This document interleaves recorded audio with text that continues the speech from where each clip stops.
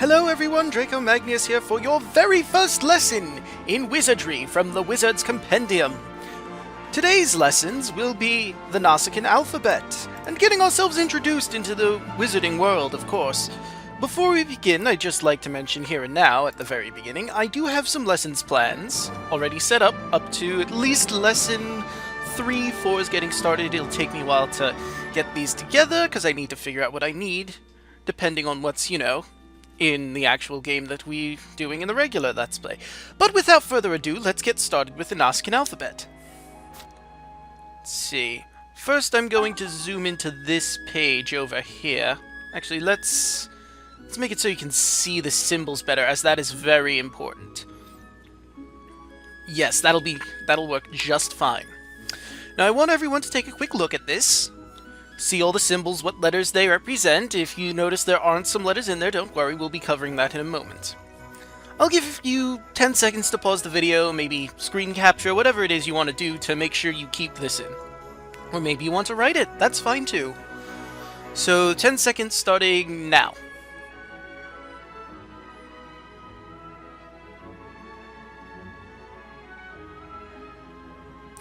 Alright, your time is up. Now, you will have noticed that there are a lot of characters that are 2 letters instead of just 1, and that there are some characters missing, as well as characters that equal 2 letters together to make 1 sound. Naskin's a very complicated language. It's an ancient, complicated language. I'm going to be reading the passage over here about it, but before I do, I'm going to give you a brief summation if you don't want to hear the reading part of it. Basically, there are some letters that mean 2 letters. There are some cases where 2 characters next to each other equal 1 letter. For example, the UV symbol, when 2 of them are together, equals a W. But let us read the actual passage on Nasik, as this is very important for your magic careers. The Nasik alphabet. Aeons ago, when the Nasik civilization was at its peak, the language we speak today was written using a different and considerably more ancient lettering system. One that has come to be known as Oh dear. I fumbled a bit there. Let's try that again. Aeons ago, when the Nasik civilization was at its peak, the language we speak today was written using a different and considerably more ancient lettering system, one that has come to be known as the Nasik script. A guide to its alphabet indicating modern letters to which its symbols correspond is displayed on the opposite page, as I've already shown you. In its most ancient form, Nasik did not even consist of what we would call letters, but comprised instead of dizzying varieties of tripartite. I'm sorry, I know I'm supposed to be teaching this, but that word, that is a weird word. Tripartite. Right? Yes, tripartite glyphs. However, the laborious nature of their production means that by the time most of the renowned sagely writings were produced, words were already being rendered using individual symbols. These symbols were historically written, and therefore read, from right to left. It was not until the Middle Ages when the loose sleeve many associate with wizardry became popular, and that practice was abandoned. Much to the dismay of the washerwoman, who had been eyeing ink-stained wizard's robes as potential gold mine. Nasik script is notable for its lack of both spaces between words and punctuation in general, which is why it's a very complicated language. We'll be touching a bit more on the complicated nature of it when we get to an actual passage we'll be translating today. Hot-blooded young wizards in training are often heard complaining of the difficulty this creates in determining where words and sentences begin and end. But it is generally accepted that reading Nasik should not prove challenging to those with realistically sagely ambitions. To address the complaint more directly, the fact that damn it, I am all over myself today. I would cut this, but I'm trying to do it all in one take. To address the complaint more directly, the fact that the vast majority of modern scripts now incorporate these features is a consequence of the spread of literacy beyond rarefied scholarly circles, and the concomitant need to assist the common reader. More astute souls will now have noticed that Naskyn script does not distinguish between lower and uppercase letters. In fact, it was not until the development of the printing press, and many centuries after the fall of the Naskyn civilization, that such distinction was conceived. Indeed, the two categories were named after the upper and lower drawers, or cases, in which the movable type was stored. But that is a digression for another time. Finally, as the accompanying guide clearly shows, the constituent letters of the Naskyn and modern alphabets do not correlate exactly. This is due to the fact that certain modern letters were invented long after the Naskyn alphabet fell from use, while certain Naskyn letters were ultimately the victims of modern printing methods, which saw them rendered as pairs of letters. For example, our letter W is a modern rendering of the Naskyn double V, V being itself an ancient equivalent of both modern V and U. The Naskyn letter TH, meanwhile, survives only as a sound, the V sound, and is now rendered as a combination of T and H. Likewise, squiggly, the Ch is nowadays rendered as a combination of C and H, and the A is a combination of E and I. Like, you know, neighbor, way, etc. A novice's guide to reading these ancient texts. Find the beginning of a passage and start reading from right to left, using the guide on the opposite page to decipher the ancient symbols, or the page I told you to print out, draw, or whatever you did. Remember that the Naskyn script features no spaces, no distinction between lower and upper letters, and no punctuation marks. You will need to engage your brain in order to work out where words and sentences begin and end. And I'll be assisting you for, again, when we get to the more detailed paragraphs of Naskyn. Be aware that some of our modern letters did not exist in the Naskyn alphabet, with J, U, and W being represented by I, V, and double V respectively. Remember also that two modern letters are sometimes represented by one ancient symbol, namely the Th, Ch, and A. And now our very first Naskyn translation we're going to be reading is at the very bottom of this page. I can't zoom in anymore, but I will give you 10 seconds to pause the video, look at your list of Naskyn letters, and translate. And then I will of course tell you exactly what it says. 10 seconds starting now.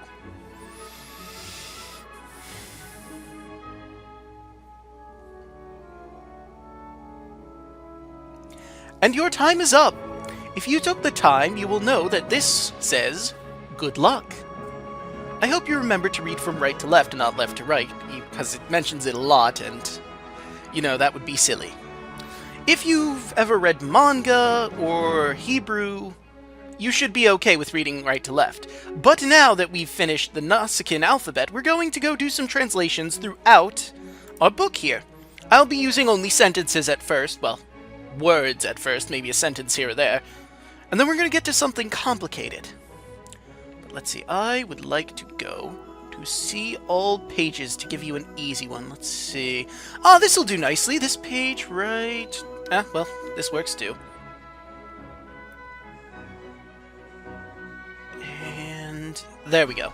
You'll notice this page is completely blank except for this word right here. Once again, you have 10 seconds to pause the video and start translating.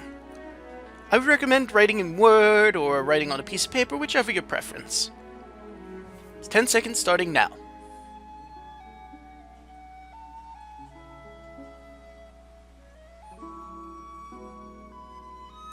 And your time is up! If you wrote that it says missing, you are correct. Every page in here that looks exactly like this, all of them say missing. It's because those pages are, of course, not in our Wizard's Companion yet. But now that we're done with that, we go on to some more translation. Let's see, where did I say we were going next? Excuse me for a moment while I look at the plan here. Ah, yes, of course, here we are. Okay, now, this is a map of the world we are in. It's a pretty big map, but you'll notice in the upper left corner here on page 312, we have this set of words right here. of course, as usual, 10 seconds to pause the video and decipher. Your time starts now.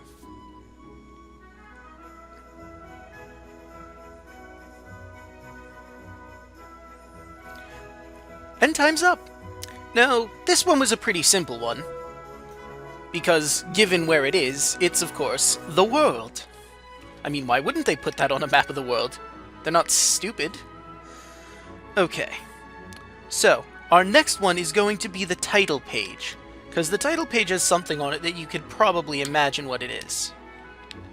Now, I saved this one for now because this script is a little, well, it's a little difficult to read because the letters don't look exactly right, but I have faith in you. You've deciphered at least 3 different things in Nazcaän already. I have faith in you. Well, technically this is the 3rd, isn't it?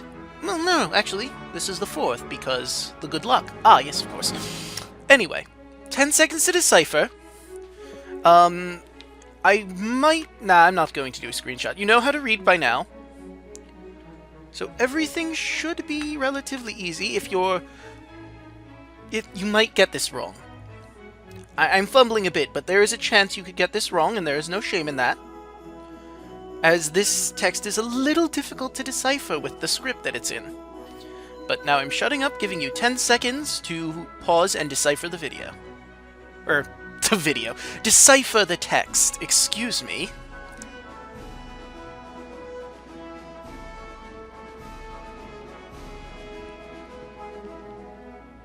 And your time is up. If you guessed that this spells the Wizard's Companion, you are absolutely correct, and you, my friend, are on fire, because you've gotten the other ones correct, too. Alright, now, we're moving on to page 4 and 5. Now, this is a little intimidating. 2 pages filled with Nazcaän. We'll start at the upper corner, and as we read right from left in Nazcaän, you'll start on page 5, then go to page 4. I'll give you 10 seconds on each section. Yes. But we're going to start up here, in this corner. I'll zoom in as much as I can with keeping all of the letters in. And there, that's perfect. Alright, as I said, 10 seconds to decipher. Starting now.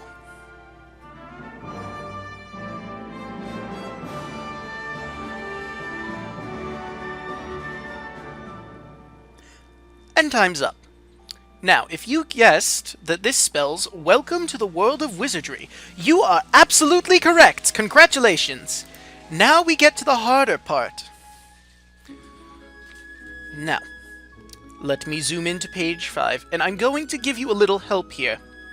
Now, I need to stop the video momentarily to do this, but I'm going to take a snapshot of this, of course, and I'm going to write which way you read and give you a little bit of help on this, because this is 5 lines of Nazcaän. And it's, like I said, it's a little intimidating. I myself was a little taken aback at how much this was, and I made some mistakes. And I'm going to outline what mistakes you might make when translating this, so give me just a moment. I will be right back momentarily. Alright, now, a few things to cover before we get started. Yes, I'm in paint. Well, not before we get started. I mean, this is just stuff that is very necessary for translating Nazcaän. Remember that you must read right to left. Oh god, that's terrible. Ah, here we go. An arrow, that'll work. You need to read right to left, as indicated by our arrow here. You know what, it's fine just as the outline. And another thing you need to keep in mind, because these are a lot of things you can get wrong. You might be reading a word, or translating a word, I should say, and it doesn't look right initially because you assumed it was a different word. Or it's 2 words connected. Remember, there are no spaces, no capitals, no punctuation. So you might get thrown off by that. Furthermore, you might get to the end of a line and it makes something that isn't a word. Like for right here, for example. Where I put that line from here to here, and then down to, I believe, right here, I think. That is 1 word. So keep in mind that a word might end at the end of a line. Well, it might end in the middle of itself and then continue on the next line is what I'm trying to say. And lastly, the very last letter right here is actually going to be the beginning of a word on page 4. So what I recommend you do, since I'm only showing you this page first, page 5, translate all of this after I give you the 10 seconds to pause and translate, and then don't read it out yet, because we're going to combine this page with page 4 and make the entire passage how it's supposed to be read. Alright, but with that, we're going to take our 10 seconds now, so you can pause and start translating right now.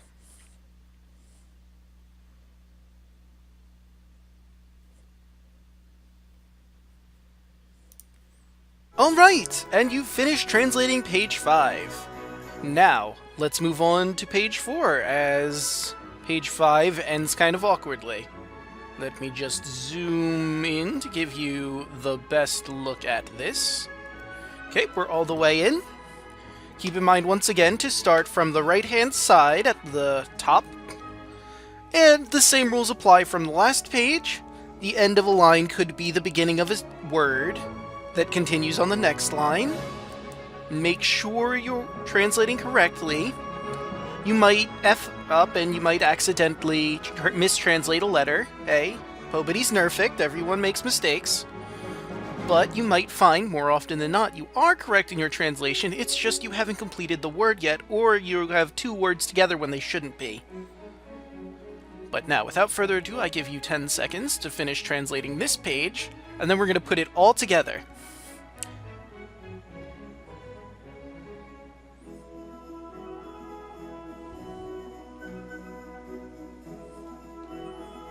And your time is now up. Alright, so we've translated the entire page in theory. I'm going to just zoom into this picture here. Yeah, that's good enough.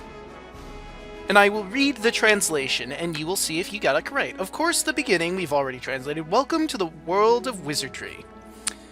And the full one. A wizard's life is a journey upon which he must constantly strive to reach new heights of understanding, though his path be strewn with a myriad obstacles and temptations. He must not be deterred, nor turned from his goal. He must push on, for it is only through perseverance that he may one day become a sage, the wizard's ultimate destiny and his greatest challenge. Now, I know what you're thinking, myriad obstacles and temptations is kind of awkward wording, but you also have to remember this is an ancient tongue. So, of course, there's bound to be a grammar error here and there. I mean, look at that picture. It's pretty nice. And also, you've managed to translate an entire paragraph of Nasik. Congratulations! You should now be more than able to translate, well, anything we find in Nasik. But we must continue with our lessons, as just translating Nasik isn't the only thing we're covering today. No, we have much, well, not much more, but a significant amount more. On to page 11, where we're going to start learning about wizardry. Here we are. Chapter 1. Magic. Magic mirreth the soul. 'Tis heart's desire proof. So the wizard ever, as his goal, keepeth wisdom, grace, and truth. Well, with that done, let's move on to our next page. Now, everything on these two pages is important, so I'm going to read through it. We won't be covering everything in the wizard's arsenal, but we will be covering a certain thing. Certain things for now, and we'll cover the rest later. What is a wizard? By opening this book and signing the pledge, you have indicated you aspire to become a wizard. Before such a process can begin, however, you must first learn about what becoming a wizard entails. Magic can only be performed by those who possess the necessary magical ability. Observe your reflection in the stone that is embedded in the cover of this book. If it appears vertically inverted, or upside down, then you possess the inherent ability required to perform magic. Needless to say, it is the least that is expected of a wizard. Of wizards who have chosen to sign the pledge, and I looked in my physical book and my image is upside down, so of course, as we all know, I was destined to be a wizard. I have magical potential, that's just a given, I mean, come on. I wouldn't be teaching this class if I didn't have some magical potential. But I digress. Wizards perform two main forms of magic: spells, which involve drawing runes with one's wand, and alchemy, which involves the combination of two or more materials to create something quite different. We will be covering alchemy in a later lesson. No need to worry about that yet. Spells shall be introduced in this chapter, while alchemy will be discussed in more detail in the next. But, of course, we're going to be jumping a bit around with our lessons as there's a Let's Play going on. So, we'll be doing when things become more story relevant, because I don't want to spoil things. Anyway, I digress. Let's continue. We still have more to read. Oops. A tertiary school of magic concerning the use of familiars will also be touched upon in due course. Bear in mind, however, the handling of familiars calls for talents quite different from those required by other types of magic. There are some who are capable of forming familiars despite not being able to cast a single spell. Wizards who master spellcraft, alchemy, and the use of familiars are called sages. Becoming a sage is the highest honor that can be bestowed upon a wizard. It is a lofty goal indeed, but one to which you may aspire, if you remain pure of heart and untiring in your studies and training. Though the path ahead will not be easy, it is one that all who would achieve greatness must tread. The three pillars of wizardry: spells, alchemy, and familiars. Teachings for aspiring wizards. 1. The Great Sages. The 4 great sages who inhabited our world are well known for their mastery of the 3 pillars of wizardry. They are unparalleled in their ability to cast spells and are superb familiar handlers. Less well known, however, is the fact that there was once known as the Wizard King, whose abilities exceeded them all. Alas, his memory now survives only in ancient texts. Oh, that's a shame. Wizard King sounds pretty cool. But I digress. I didn't really, mention familiars at all, but it is another thing that, like they said, will be touched much later, in a later lesson. But let's look at the tools of wizardry. These are essential items that every wizard must own. The Wizard's Companion, of course, this very book. The basic text for all aspiring wizards. And also, we have a little bit of text that I haven't actually deciphered yet. So you might want to attempt doing that? But I don't have the answer quite yet. I actually have to decipher it myself. Also, since it's going, up or down, it's kind of hard to tell whether you go from right to left. I will put a caption on the screen at a later date, not right now, that says what this actually says, depending on which way you read it from. I'm thinking you must read it from bottom to top, because that just makes sense to me. It could just be random gibberish, honestly, in Nazcaän. But let's read our other things. The other important thing a wizard must own: the Wizard's Journal. To extract the greatest benefit from one's wizarding education, one must always be prepared to take notes. But of course, we have our bottomless bag, a deceptively capacious bag capable of accommodating a near limitless array of useful objects and provisions. And we'll cover some things we don't have, but because they're only lightly touched upon. Locket. The locket enables a wizard to store virtues taken from people's hearts. The Creature Cage. A small yet spacious vessel for the transportation of one's familiars. And of course, what would a wizard be without his or her magic wand? Required to draw runes and thereby cast spells, one's wand must always be treated with the utmost care and respect. Alright, let's see, what page are we going next to? We're on 13. So next we go to 16 and 17, because we're not covering this next section, because it's about the locket. We have not obtained a locket yet. So let's go into the art of casting spells. Having reading this far, you should have acquired some idea of what is required of a wizard such as yourself. It is therefore time for you to draw your first runes. This is not something to be taken lightly, however. There is a strict sequence that must be followed, and consequences of breaking said sequence do not bear thinking about. Great care must be taken when learning to draw new runes. And let's just take a quick look at the picture, because I didn't really give it much thought at the moment. Pretty cool. And let's scroll down. Teaching for aspiring wizards. Number 3. The legendary wand. Mornstar is a legendary wand believed to have once belonged to one known as the Wizard King, in whose hands it could summon storms and raise mountains. It is claimed that there were once 3 magic stones set into the wand, but their whereabouts, along with those of the wand itself, have long since passed from human knowledge. That's a shame. That'd be pretty cool to own, wouldn't it? But let's get back to our lesson. Drawing runes. Contrary to popular belief,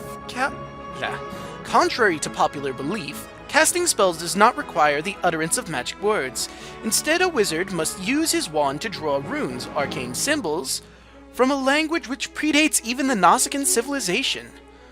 Though the language itself is long forgotten, its runes are still being drawn by wizards to this day. And we have the thing down there, the order in which you must cast, but first we need to read this on the side. Hold your wand with both hands when drawing runes. Or I'd imagine only one hand if it's a, small handheld wand. The spell will not work if you fail to adhere to the specific order of strokes, or start drawing the strokes from the wrong position. The black line indicates the first stroke, the red line the second. Every single spell that we go to in the book will have a black and red line showing where you need to start your drawing and end your drawing, as stated there. Black line first, red line second. Be aware that knowing the shape of the rune does not necessarily enable you to cast the associated spell. Some spells require a wizard to fulfill certain conditions prior to casting, while others may only be cast... Sorry. Excuse me. Anyway, while others may only be cast using specific wands. Now let's take a look at the process here. Number 1. Empty your mind and calm your heart. Put aside all evil thoughts. Visualize the spell you wish to cast. Jeez, again, I am all over the place. Good God. Step 2. Hold your wand upright and focus all your energy upon its tip, drawing the rune in the air. And the last step, number 3. Do not release your wand until the spell has been cast. Doing so may cause the rune to be lost in the ether for all eternity. And now we just have a small little demonstration here.